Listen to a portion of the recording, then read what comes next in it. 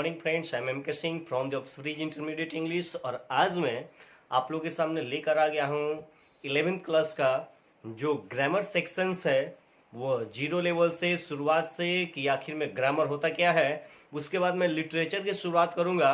यह आपका 11th class का पहला लेक्चर है दोस्तों, जहाँ से हम लोग जीरो लेवल से स्टार्ट करते हैं पढ़ना। और सबसे पहले हम लोग देखते हैं कि ग्रामर होता क्या है। ठीक है, तो करें कि ग्रामर यानी कि व्याकरण क्या होता है। तो ग्रामर जो होता है is a branch of knowledge. व्याकरण जो है ज्ञान की एक शाखा होता है। बाई विच कहने का अर्थ होता है जिसके द्वारा।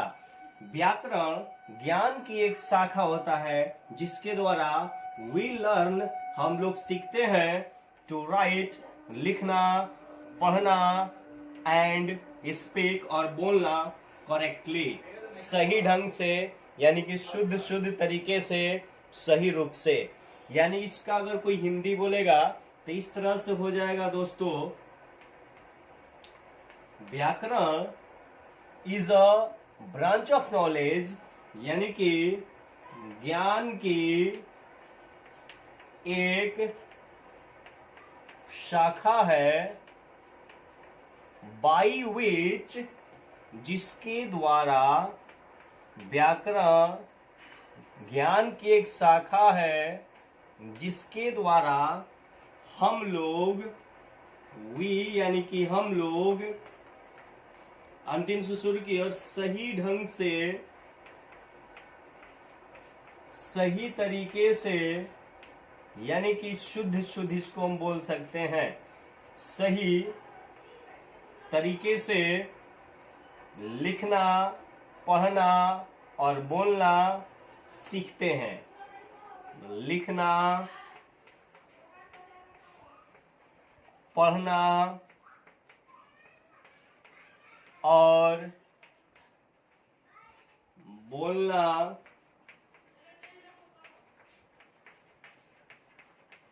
सीखते हैं। यानी कि यहाँ पर हम लोगों ने देखा, जब बच्चे थे हम लोग शुरुआत में, जब हम लोगों ने ग्रामर की शुरुआत की थी, तो इसी तरह से हम लोगों को बतलाया जाता था कि व्याकरण ज्ञान की एक शाखा है, यानी कि वह शास्त्र जिसके द्वारा हम लोग शुद्ध लिखना, पढ़ना और बोलना सीखते हैं। तो ये हम लोग व्याकरण कहते हैं। लेकिन एक्चुअली में दोस्तों व्याकरण होता क्या है, इस पर हम लोग विशेष तौर पर एक नजर डाल देते हैं। और यह जो है आप लोगों का रटा रटाया जो यह आपका डिफिनेशन है, इस तरह से आप लोग लिख देते हैं। लेकिन व्याकरण होता क्या है, इसको हम दूसरे वे में, दूसरे तरीके से मैं एक आप लोगों को चीज बतलाने वाला हूं कि ग्रामर होता क्या है। उस चीजों का आप लोगों को ध्यान से समझना है। ग्रामर जो होता है यानी कि व्याकरण जो होता है इज अ रूल, यह एक दोस्तों नियम होता है। व्याकरण जो होता है यह एक रूल होता है, एक नियम होता है। ठीक है, और यह किस चीज का नियम होता है? ऑफ लैंग्वेज का। लैंग्वेज यानी कि व्याकरण भाषा का एक नियम होता है। अगर आप कहीं भी कुछ भी पढ़ते हैं दोस्तों, इंग्लिश पढ़े, हिंदी पढ़े, संस्कृत पढ़े, तो उसमें व्याकरण आता है। और व्याकरण क्या हुआ? एक रूल हुआ। और रूल के अनुसार हम लोग किसी भी वाक्यों में शब्दों को रखते हैं। अब समझिए इसमें क्या होता है कि व्याकरण जो है किसका रूल हुआ? तो एक लैंग्वेज का। कोई भी लैंग्वेज अगर आप पढ़ते हैं तो हर एक लैंग्वेज में दोस्तों व्याकरण आता है। हर एक लैंग्वेज, कोई भी अगर लैंग्वेज पढ़ते हैं, उर्दू पढ़िए, हिंदी पढ़िए, इंग्लिश पढ़िए, संस्कृत पढ़िए, कोई भी अगर लैंग्वेज आप पढ़ते हैं, और इंग्लिश जो है एक लैंग्वेज ही है, और इसमें आपका व्याकरण मिलेगा। तो कोई पूछेगा तो दूसरे शब्दों में बोल सकते हैं कि व्याकरण एक नियम है लैंग्वेज का, यानी कि भाषा का एक नियम है, दैट जो कंट्रोल्स करता है, यानी कि जो क्या करता है? कंट्रोल करता है, उसको बांध देता है, दी लैंग्वेज, जो भाषा को कंट्रोल करता है। ठीक है, एंड एंड उसके बाद करता क्या है, मेक्स द वर्ड इन, चलिए नीचे थोड़ा सा देख लेते हैं, and makes the word in order, order यानी कि एक क्रम में इसको कर देता है।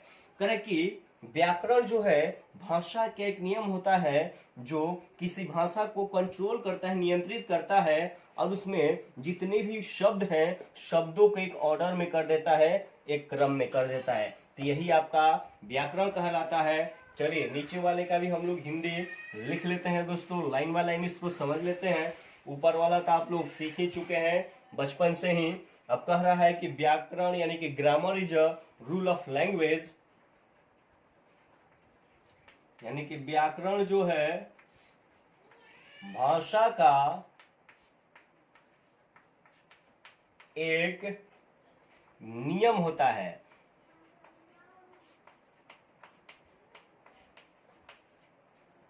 दैट यानी कि जो कंट्रोल्स द लैंग्वेज, भाषा को नियंत्रित करता है, कंट्रोल करता है,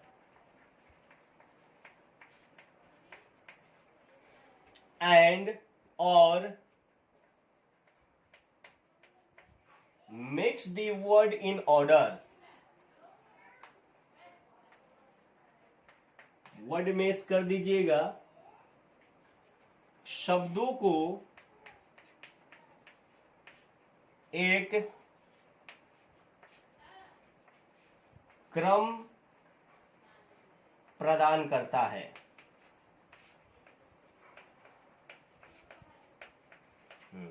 देखिए रियल जो है व्याकरण का डिफिनेशन यही होगा दोस्तों कि व्याकरण भाषा का एक नियम होता है जो भाषा को नियंत्रित करता है और शब्दों को एक क्रम प्रदान करता है, यानी कि एक ऑर्डर प्रदान करता है। आप यह सोचिए कि अगर हम लिखते हैं आई बॉय एम, यहां पर एक लैंग्वेज हो गया, इंग्लिश लैंग्वेज का एक सेंटेंस हो गया, तो व्याकरण क्या किया कि इस लैंग्वेज ये जो सेंटेंस है इसमें आने वाले शब्दों को एक क्रम दे दिया। ठीक है, क्रम दे दिया कि पहले सब्जेक्ट लिखिए, तब सहायक क्रिया आप लिखिए, तब कोई भी कॉम्प्लीमेंट है वह आगे लिखिए आप लोग, कॉम्प्लीमेंट या किसी चीज के बारे में। तो यहाँ पर कॉम्प्लीमेंट जो है पहले आ गया है दोस्तों, लेकिन यहाँ पर यह एक्चुअली वर्ब पहले आना चाहिए था और सेंटेंस होना चाहिए था आई एम बॉय। ठीक है, मैं लड़का हूं। तो इस तरह से यह आपका सेंटेंस सही हुआ। यह सही हुआ कैसे? तो व्याकरण के अनुसार, व्याकरण ने हम लोगों से कहा कि सब्जेक्ट को पहले लाइए, एक्चुअली वर्ब को लाइए, फिर अदर वर्ड को यहाँ पर हम लोग डाल सकते हैं। तो यह व्याकरण क्या हुआ? तो यह हुआ एक आपका रूल, एक यह हुआ आपका नियम, और इस नियम के अनुसार ही हम लोगों को आगे की ओर बढ़ना है। अगर व्याकरण के नियम का हम लोग पालन नहीं करेंगे तो हमारा जितना भी सेंटेंस बनेगा सब गलत सेंटेंस बनेगा। इसलिए यहाँ पर मैंने बतला दिया दोस्तों कि व्याकरण एक भाषा का नियम होता है जो भाषा को कंट्रोल करता है, नियंत्रित करता है, शब्दों को एक क्रम प्रदान कर देता है। तो यह हुआ आपका व्याकरण। अब चलिए दोस्तों इसको आगे हम लोग चलते हैं कि व्याकरण आखिर में होता कितने प्रकार का है। ठीक है, तो यहां पर हम लोग देख लेते हैं कि there are 5 kinds of grammar. Grammar जो होता है दोस्तों यह 5 प्रकार का होता है, यानी कि व्याकरण जो है 5 प्रकार के होते हैं। अब कैसे कैसे हम लोग इसका यूज करते हैं, क्या क्या होता है, सबसे पहले नंबर वाइज इसको हम लोग देख लेते हैं कौन कौन होता है।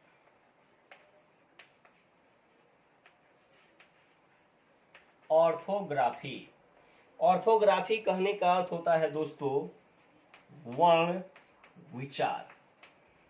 वर्ण कहने का अर्थ होता है कि जो छोटा छोटा अक्षर जो होता है, जैसे ABCD है, क ख ग घ है, तो उसको हम लोग वर्ण कहते हैं। जिसको हम लोग खंड नहीं कर सकते हैं।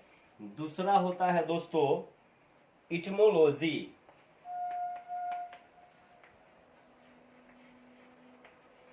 इटमोलॉजी कहने का अर्थ होता है शब्द विचार, जो आप लोग जिसको वर्ड कहते हैं। तीसरा होता है आपका सिंटैक्स,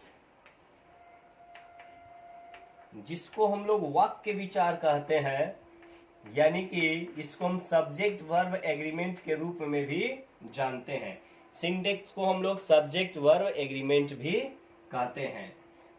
चौथा नंबर हुआ आपका पंक्चुएशन। पंक्चुएशन कहने का अर्थ होता है चिन्ह विचार, यानी कि जब हम लोग full stop, comma, dot dot, double inverted comma ये सब जब देते हैं तो यह आपका पंक्चुएशन कहलाता है। और पांचवा नंबर हो गया दोस्तों आपका प्रोसोडी।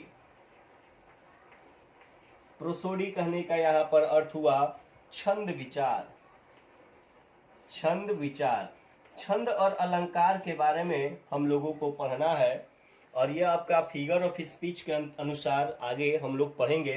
पहले यह समझ लीजिए ये व्याकरण जो है कैसे कैसे बना।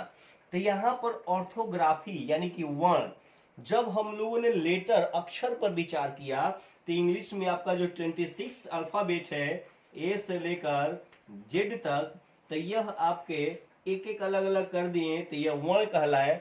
और जब वर्णों को हम लोगों ने जोड़ा, यानी कि अल्फाबेट को जब हम लोगों ने जोड़ा, अल्फाबेट नहीं वर्ण को, जब ए बी सी डी जो है या एम एन ओ पी कुछ भी है, जब उसको हम लोगों ने जोड़ा तो शब्द बना। जैसे R A M, ram, ram माने भेड़ा होता है, तो एक शब्द बना। ठीक है, जब शब्द बन गया तो हम लोगों को वाक्य की जरूरत पड़ी। जैसे शब्दों को जब हम लोगों ने जोड़ दिया, जैसे आई एम अ स्टूडेंट, मैं एक छात्र हूं, तो इसमें जब हम लोगों ने शब्दों को जोड़ा दोस्तों तो यह बन गया आपका वाक्य।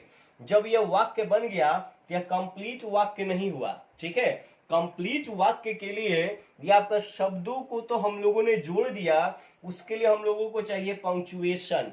पंक्चुएशन की जरूरत है। तो यहाँ पर जब आप लोग फुल स्टॉप दे देते हैं तो यह हुआ आपका पंक्चुएशन, और यह बन गया आपका फुल सेंटेंस। तो यहाँ से हम लोगों ने देखा दोस्तों कि हम लोगों का यह ग्रामर 5 प्रकार का हुआ, और नीचे जो है प्रोसोडी जो हुआ यह बनाने की क्यों जरूरत पड़ी। 4 से ही तो हम लोगों का वाक्य क्लियर हो गया, तो प्रोसोडी की क्यों जरूरत पड़ी। तो जब भी हम लोग कविता लिखते हैं तो कविता लिखते समय छंद और अलंकार यानी कि फिगर ऑफ स्पीच का हम लोग प्रयोग करते हैं दोस्तों। ये आगे के चैप्टर में पढ़ना है, और इसलिए इसकी भी जरूरत पड़ेगी लिटरेचर में, यानी कि किताब लिखते समय। तो आई थिंक आप लोगों को इतना जो है दोस्तों समझ में आ रहा होगा कि यहाँ पर ग्रामर कैसे बना। तो सबसे पहला स्टेप जो है ऑर्थोग्राफी, इसको हम लोग डिटेल्स में समझेंगे दोस्तों। उसके बाद हम लोगों को इटमोलॉजी समझना है। इटमोलॉजी अगर नहीं रहता तो हम लोग कोई भी शब्द नहीं बना पाते, और अगर ऑर्थोग्राफी नहीं रहता तो इटमोलॉजी का कोई अस्तित्व नहीं रहता। अगर इटमोलॉजी नहीं रहता तो सिंटेक्स का कोई अस्तित्व नहीं रहता, वाक्य हम लोग नहीं बना पाते। जब सिंटेक्स नहीं रहता तो पंक्चुएशन का कोई अस्तित्व नहीं रहता, और पंक्चुएशन नहीं रहता तो प्रोसोडी का भी कोई आपका अस्तित्व नहीं रह जाता। यानी कि ये सीक्वेंस में है, वर्ण से ही बना हुआ है आपका शब्द, शब्द से ही बना हुआ है वाक्य, और तीनों जब मिला देते हैं, यानी कि जब वाक्यों को जब हम पूरा लिख देते हैं शब्दों को मिलाकर, तब यहाँ पर चिन्ह की बातें आती है। तब लास्ट में हम लोगों को प्रोसोडी की बातें करना है, जब हम लोग पोयम वगैरह पढ़ने लगते हैं तब।